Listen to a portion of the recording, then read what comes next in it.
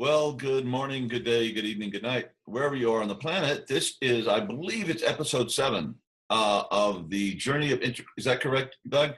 Episode number 10. Okay, well, what's an episode or two, or 3? So number 10 in the Integral Recovery podcast. And I'll tell you, gentlemen, I really look forward to this time when we're doing our show, because I just have a great experience whenever you do this. So that's, I hope that's an indication this is what the universe wants us to be doing, and if not, it's sure a good time. So where we were last time is we were starting to, we talked about, what is addiction, what is integral recovery, and we started going through the map, the AQAL map created by Ken Wilber, and I think all of us have been, creating it too as we've worked with it over these, this last decade or so. And AQAL stands for all quadrants, all lines, all stages, all states, and all types. And I think we got up to stages. All right, we did the quadrants, these 4 basic dimensions of reality that exist in every occasion. Okay, and then we did, I think what came after that is the lines, which basically independent, semi-independent intelligences. We all have, it's not just one intelligence. I'm a pretty good guitar player. I'm a terrible typist. On and on. There's all kinds of things like that. And why it's important for us, because there's 4 essential intelligence that we identified for this recovery journey, and not mere sobriety, but actualizing, realizing, evolving into the best version of ourselves, which is a super exciting story. And what we're going to talk about today will really elucidate that and illuminate it. And then what did we do? I believe that's where we left off. Yeah, that's right. Oh my God, we did took us 10 programs to get there, but here we are. So, anyway, but let me say a little about that. Now let me say this about that. Yeah, you guys who were alive when Kennedy was around used to say that.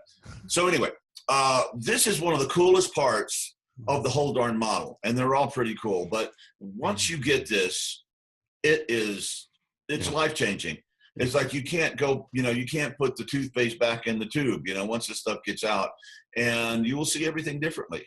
You'll certainly see our current political situation in the world and in our country and in your community, or you'll see Christmas dinner with the family much more differently. And also, I think, believe it or not, it will kind of show you the meaning of life. I kid you not. That's how amazing this stuff is. It's like, oh, that's what we're doing here. So that's quite a big claim. So hopefully we can make that work. And hey, you guys, you want to riff off of that? Learning about stages definitely kind of blew my mind. I don't know if I know the meaning of life yet, but stages really transformed a lot for me. It helped clarify my own journey and my own evolution, as well as helping me to understand the people around me in my life, my family, my friends, both the people that my addiction had hurt and the people that I was trying to mend things with, helped me understand things going on at my job at the time. And you mentioned politics. Wow, that's a huge one. But anyway, I'm sure we'll get into all that, and really looking forward to this discussion. Yeah. I was just thinking of something as you were talking, Doug. In the 1980s, I was in graduate school, and it was my first encounter with typology. It was a Jungian typology, the Myers-Briggs and so on. And that was really life-changing for me. It resituated a bunch of things for me. My marriage was significantly impacted by that, just by that awareness. And I've never thought of it before, but in the 1990s, when I was exposed to spiral dynamics for the first time, and we'll talk more about levels, that was just as, in fact, I think even more impactful for me, making sense of my previous religious journey within organized religion and out of that, and my flirtations with Buddhism and Jungian thought, and you name it, very, very helpful. And then I realized that in the 2000s was when I was really exposed in any depth to Howard Gardner's theory of multiple intelligences and the developmental lines, and how that, introduction to Goldman's work on emotional and social intelligence and so on. And so it continues, but real gratitude for, I liked how you put it last session, I think, John. These theories, these ideas are psychoactive. They're spiritual active. They've really impacted my life in ways I can't imagine my life without these awarenesses that have been fueled by clear thinking. I wanted to say something, and then I'll introduce a poem as well. I wanted to say something to you, John, and to you, Doug. It is such a deep privilege to sit with the two of you because of the places we touch. We're irreverent together. We're exceedingly reverent at the same time. And just the depth and the authenticity. John, I know your heart, and Doug, I'm getting to know yours. And it's, what a rare privilege.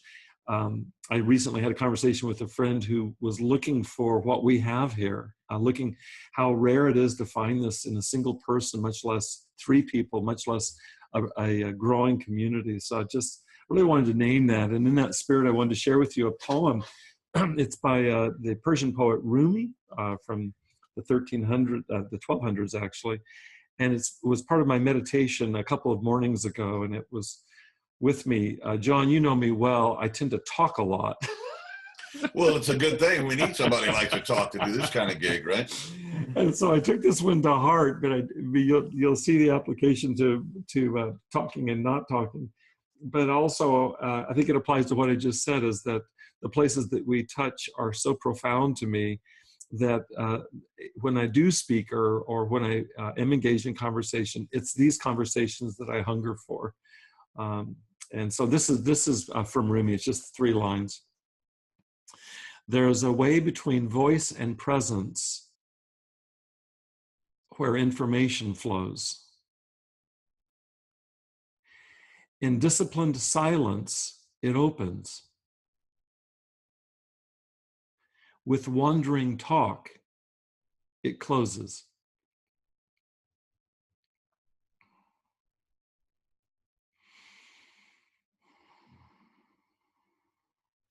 Yeah, that wow. Rumi was so ahead of his time. Sounds like what we're learning about the brain in flow states now, about the frontal lobe, like cutting down, slowing down, and another part emerging. When God, I love you tying it into flow. I'm familiar with that poem and never once applied it to flow. There's a way between voice and presence. I always think about it myself when I come across that poem. It comes up occasionally. Between voice and my heart. Is there a way that I can keep my voice connected to my heart? And that really is the experience of flow. I mean, I experience flow when we talk. I hope it's evident in these recordings. Mm-hmm. Just completely, the sense of timelessness. I mean, we laugh at each other because we have no sense. Did we just talk for 40 minutes? You gotta be kidding me. Did we say anything about stages? No. This is number 7? No, it's number 10. Wow. The cool thing about Rumi is, he's the most popular poet in the United States. And this is a 12th century Persian / Iranian poet, and how did that happen?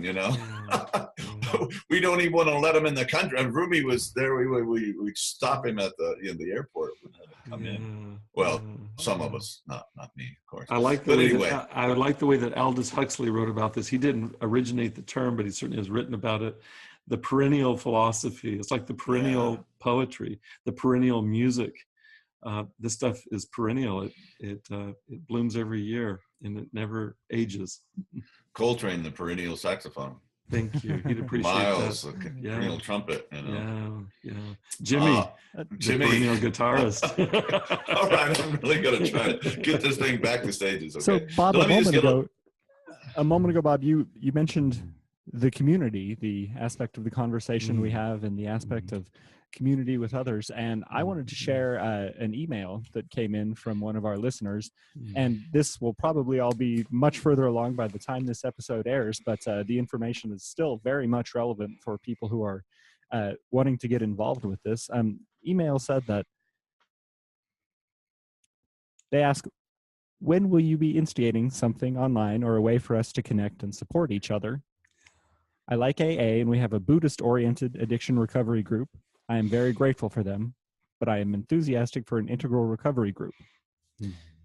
And so that's something that we have all been thinking about and talking about, looking for a way to put together. As of now, we have a small but growing private group on Facebook that we would invite you very much to come join. We are also working on putting together a place for us to meet online. And this will be a community where we have meetings together. Probably we'll begin with a short meditation and then discussion. It will be a place for the integral recovery community to come together to discuss all the things that we're talking about here. There you can find support and explore the things that are going on in your life, and talk about all these components of the AQAL map with others who are going through the journey with you. I think it's going to be a beautiful thing. Anyone who comes now is very much a pioneer in this space. And so we're really looking forward to having your support and your feedback as we develop this thing. You guys will all play a very important part in shaping how this comes together as we see what people want and need and benefit the most from. So please come visit us. The best place for now to get all of these links is to visit integralrecoveryinstitute.com/community and join us in any and every way that you feel drawn to.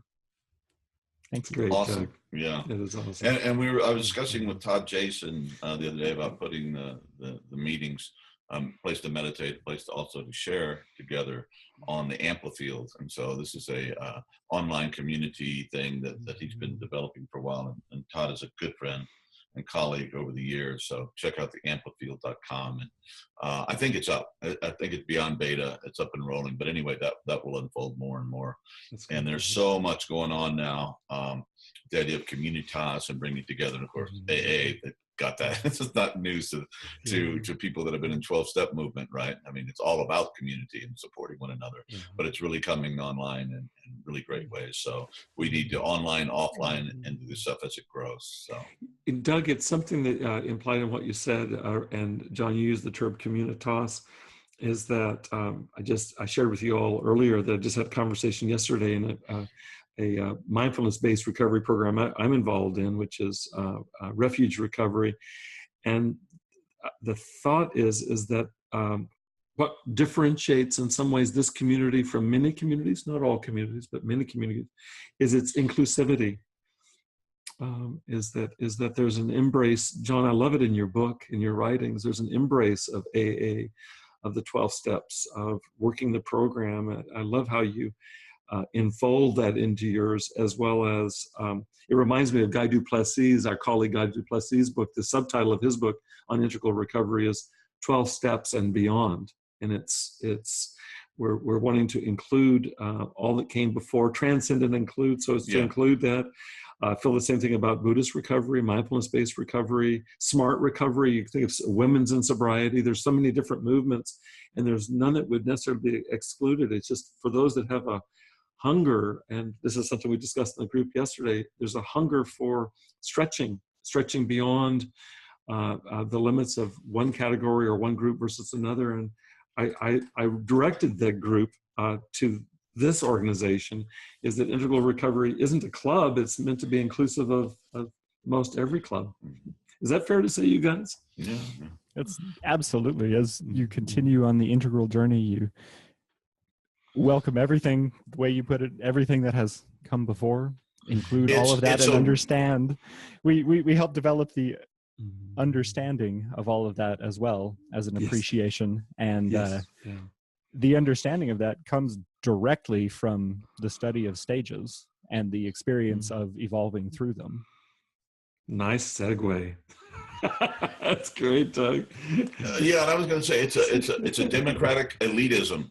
In other words, the whole point is it's beyond just mere sobriety, which is like foundational, of course, but it is, you're invited to become the elite version of yourself in your day-to-day lifelong practices. Okay. And that's really where it gets exciting, when you really begin to manifest your best version. It doesn't mean you're perfect. It means you're just your deepest human self, but you're also coming from your highest levels of moral capacity. You're also developing your essential skills. You know, we keep talking about when Jesus said, you keep that inside of you, which is inside of you, it'll kill you, but if you bring it forth, it'll bring you life. You find out what your gifts are and how to give them. And it becomes this lifelong, journey, you know, and maybe more than one lifetime. Who knows about all that stuff? So anyway, I want to get us back to stages, because I'm a 6 on the Enneagram. We'll talk about that later, and I'm always mission focused. I said, God darn it, I got to do these stages. But anyway, so this stuff we're using a map, a developmental map called Spiral Dynamics. Okay. And there's a whole heap of maps, developmental maps. And if you read Ken's book, Integral Psychology was one of my favorites. He had like 120 or something in the index, different developmental maps from pre-modern time to modern time, postmodern, and they all basically are saying the same thing. It starts at simple and gets more complex as you move, just like the capacities of an infant are in no way the same as a 21-year-old, a healthy 21-year-old. So, you can see there's been changes there outwardly, but that also happens inwardly. And spiral dynamics was the child of Claire Graves, who was a university professor back someplace in a small liberal arts college in back east. And he wrote about this, and he was finally, in the last 10 years of his life, Don Beck, whom we know, or I know, I've met and hung out with before, spent the last 10 years with him, like taking notes and getting all this stuff downloaded. And basically, this mess back here, this spaghetti thing, is more a reference for me than you. And we'll I'm sure we'll have the map here up on the screen when we edit this thing. So it starts, okay, it's a developmental level that traces where we are developmentally from the time we're born and as we progress up through different stages. And not only that, it also traces the history of our human moral development, So if you read, the New Testament, it's a little different than 1 John. I mean, the early parts of the New Testament are anyway. So it shows how we develop, and it's really useful in understanding history and also realizing that all these different levels of development are still present in the planet right now, are part of the discussion, part of the mix, and they'll always be there because we're all born at stage one. Even if we have really progressive, groovy parents, that are really liberal and blah, blah, blah, all the conservatives are. But anyway, bear with me for the sake of the argument. And you're still going to be born, a little infant, and you can't, you don't hold a newborn child. I mean, you're looking at this beautiful baby who's just come into the world, or out of the world. As Alan Watts says, we emerge out of the world, not into the world. And but you won't say, "Oh, what a selfish baby." It's like, what? That is not even a moral thing that applies to babies. And they don't make selfish and unselfish decisions at that point. That takes some more development. So starting there, and do you guys want me just to run through this thing really quickly? Yeah, okay. I'd like you to do that. Yeah, and I think it was Don Beck that added the color coding to these different levels. And he left his tenured position in Texas, North Texas University, I think. And he went to South Africa at the time they were transitioning from apartheid into democracy.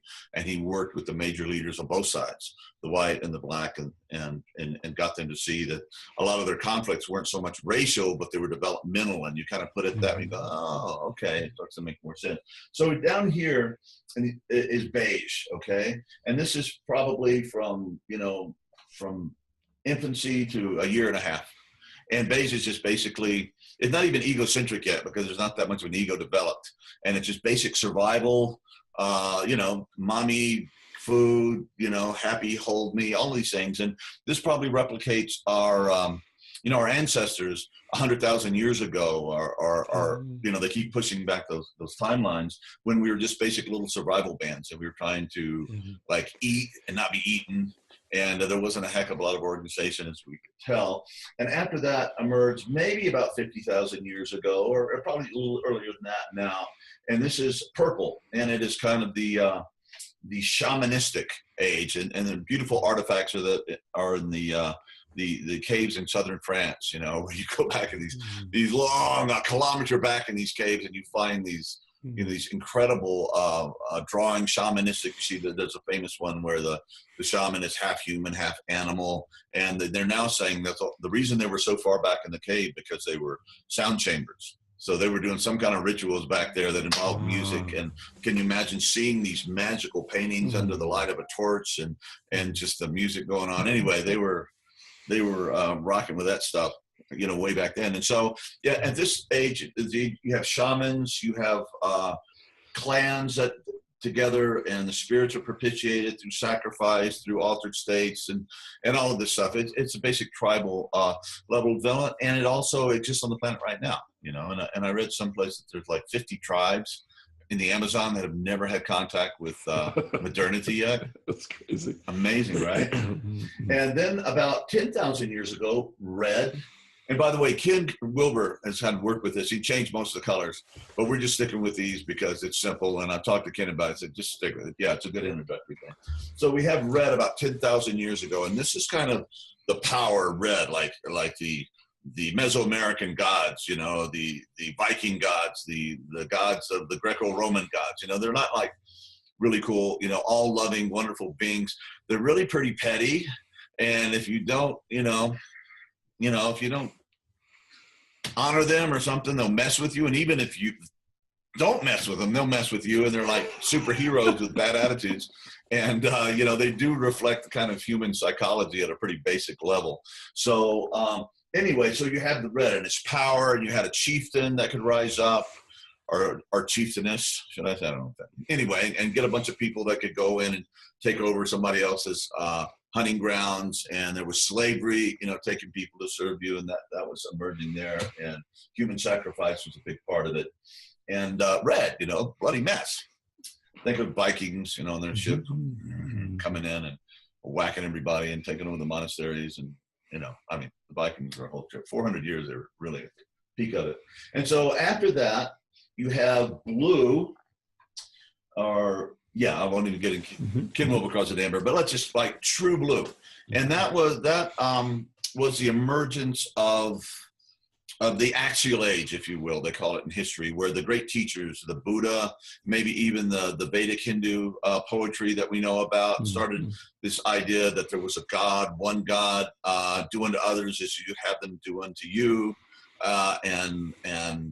It became, stop whacking each other, or at least stop whacking your brethren. You can whack your non-brethren, but that's one of the points. But anyway, there was a great moral shift, and when you started taming the Vikings and the raiding and the pillaging and the rapine and all this stuff, it was blue kind of coming in to tame that more bloody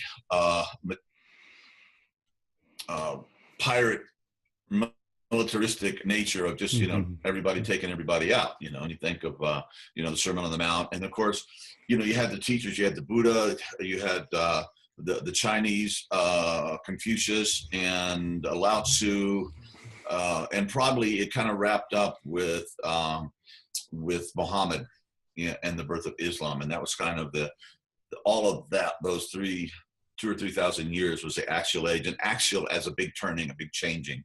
And there's some really wonderful values here. If you've gone to conservative churches, you can say fundamentalists, and to healthy ones anyway, there's a real loving, and there's a real community, and it's not about greed, and it's about service and humility, and putting your higher power and God first, and forgiveness of sin, stuff like that. However, there are some problems with it, and all of these stages have problems. Otherwise, there would be no evolution. And the next stages always seem to be an answer to some of the things that are not worked out in the previous stage. And one of the problems with blue is that there's one church. There's one body of believers. That's the real one. There's one scripture. There's one prophet. There's one Messiah. And anybody outside of that is like wrong. They're reprobate, apostate, and they don't deserve to be treated very well. I mean, look at the Crusades, Do we have to go back in history? Now look at ISIS, for crying out loud, and these fundamentalist Islamic things that are going on. And you can say it's not just a problem in Islam, but it's just a problem of that stage of development. It's very, I wouldn't even say that ISIS is blue. It seems much more red to me. So, with a few justifications from blue, but let me not complicate an already complicated situation. Okay. After that, we have the emergence of orange. And where that really started kicking in a big way was in the Enlightenment, in the Renaissance, in the West. And, you always have a few people who are a little ahead of their time. But as a large enough number of participants in this new stage of development start doing this thing, that it begins to shift the world, change the world in radical ways. And so you have in the Renaissance, the story before, the way to ascertain truth was through the Holy Scriptures, right? And the only people that had access to or could read them were the Catholic Church at that time. We're talking about in Europe and Eastern Christianity also. So you had some things that changed it. You had the Bible being printed in German in the common language. And so it's like, hey, man, I don't need a priest. I can check this out. She said this, and you're doing that? You got to be kidding. Anyway, things started kind of breaking down. And that's when science came on, all right? And they say one of the big catalysts were the plagues, the different waves of Black Death that swept through Europe. And depending on how you read, a third of the population, half of the population or more, it looked like the end of the world. And, at that point, all the saints' bones and, the incense and all the prayers weren't doing diddly. And it just like, okay, this is not working this old way. So science started to emerge, right? And, just the facts, ma'am, the Sergeant Friday thing.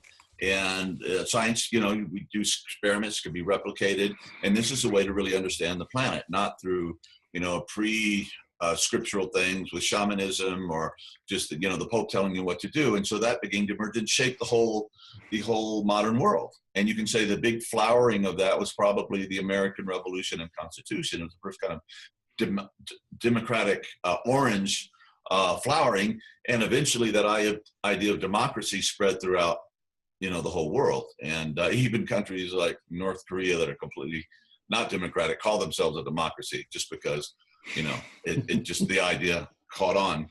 And again, it's a modern world. It's the fact that I'm 60 years old, I still have all my teeth, and I'm rock and rolling, doing pretty good. Somebody said that, I read something that said antibiotics has on average increased our lifespan by 30 years. Wow. in the first world nations. That's a lot more podcasts than otherwise would be. So, and so there may be obviously criticisms of modernity, but there's also some fantastic things that modernity produced, such as science, such as the internet. And we're moving into the post-internet world. Somebody told me the other day, which means we're not just talking about it anymore. It's a given. It's like the post-oxygen world. Not that there's not any oxygen, but we just accept it as the way things are done. So it's not the obsession with the internet. It's just a tool that everybody has now. It's the water you're swimming in. Yeah, yes. Right. And so there were some unhealthy things about modernity, which is unbridled capitalism. Okay, capitalism without a conscience. There's a great demand for chopsticks in China and Japan. Therefore, let's cut down the rainforest. That's kind of an absurd example, but that kind of idea. And you can begin to take other perspectives at Orange more than you could in Blue when there's only one truth. Like I was with some conservative friends who go to a conservative church in Texas, and I said, are you trying to tell me there's only one way to approach God? And it was a really dumb thing to say.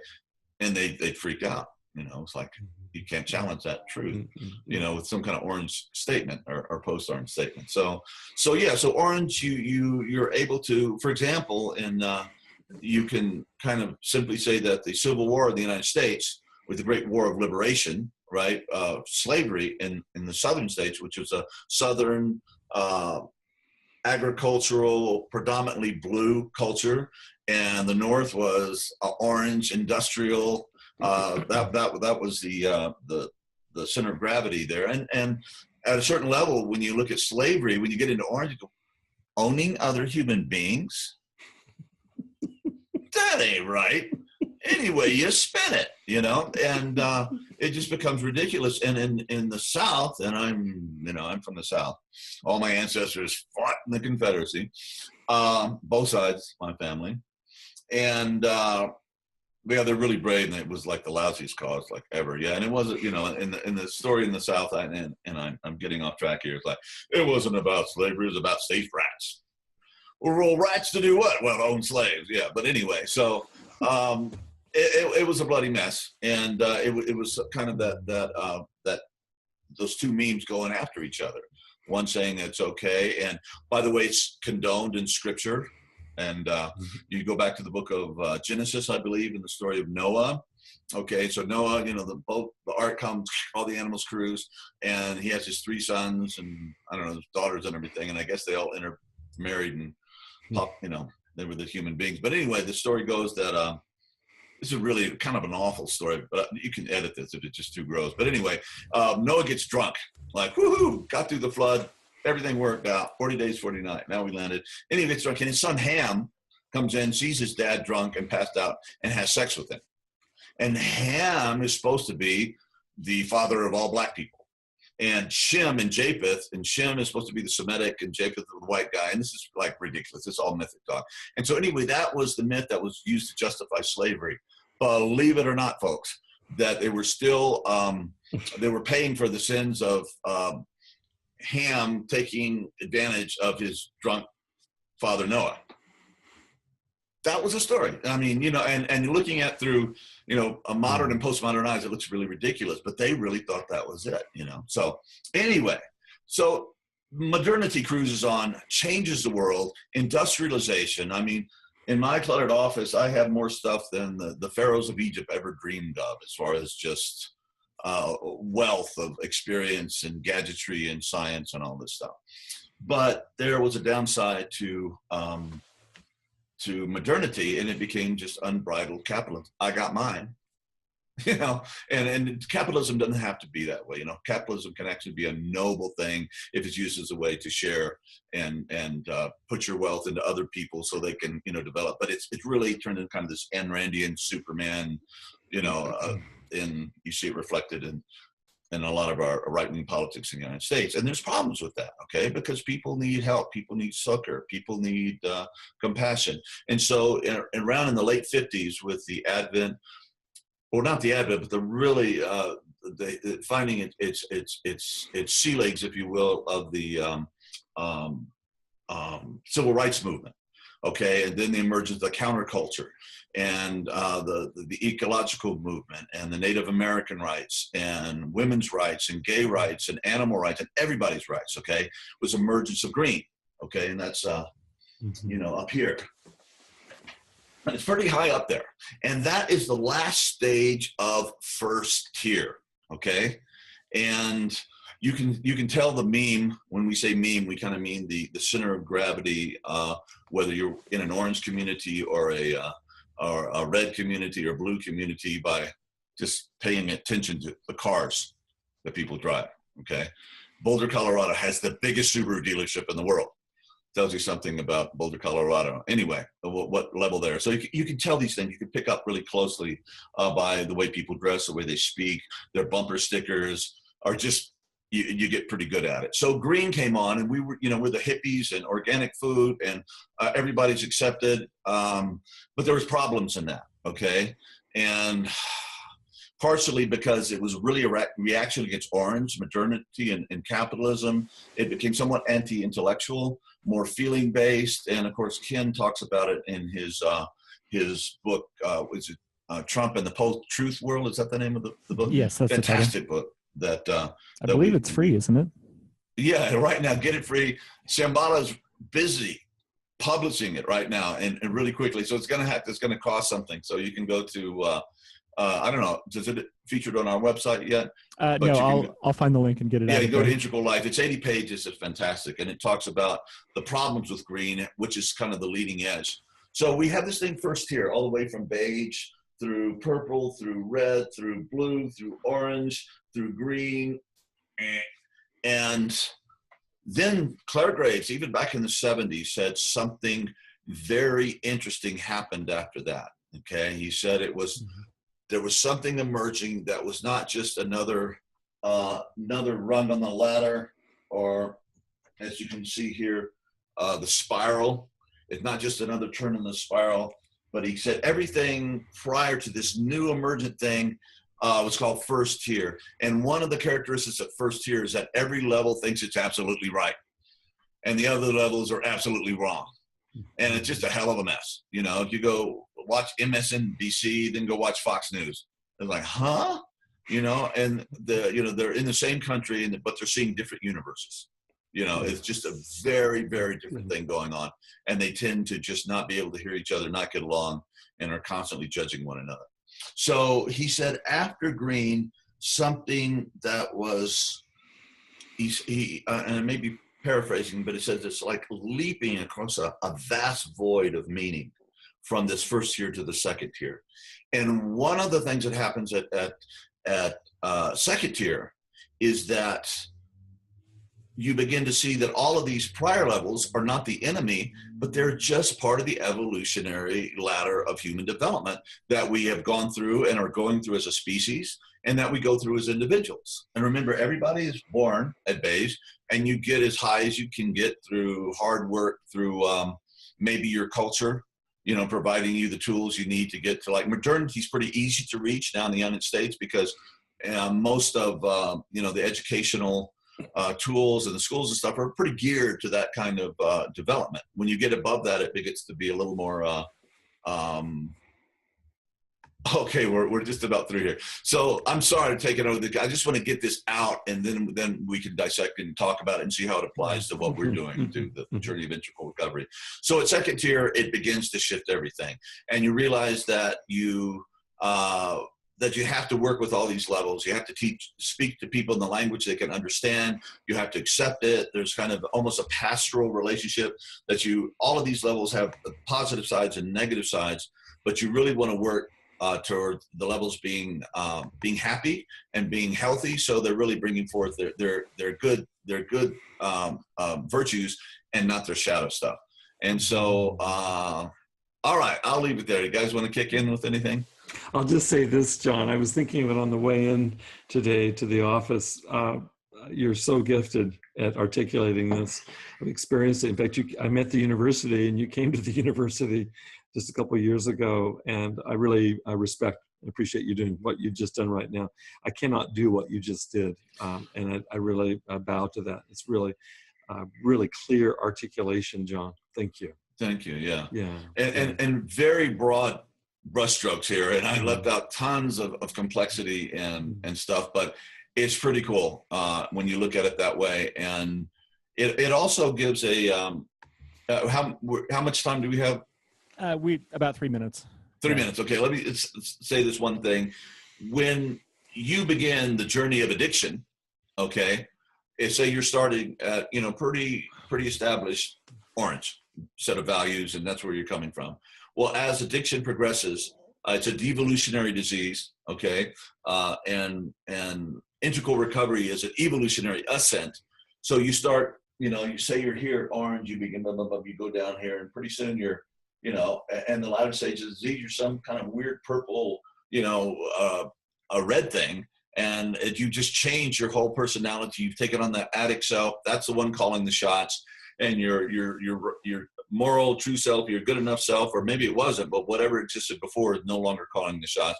And so you can actually see where you are. And when you begin the journey of recovery, it seems that it's, for most of us, it's really easy to get back to the prior high ground that we there before we began to become zombies, if you will, became creatures of the darkness and of addiction. And from there, if we continue to practice, as the data seems to be experiencing to be, that you can actually move into these higher levels of development. And why is that important? You can take more perspectives. There's more wisdom. You can hold more, and it's just happier up there. You know, up the top of the ladder, you can see more. And the world is a much bigger, more complex, and more beautiful place. So that's kind of probably where I should stop for right now. Yeah, thank you, John. Thank you.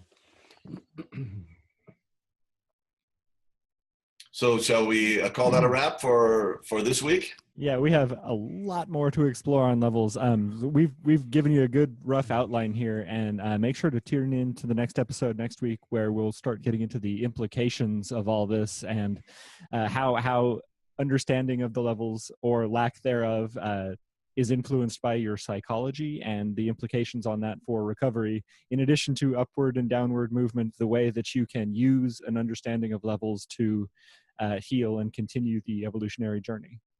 So we look forward to seeing you then. Thank you for joining us, everybody. All right.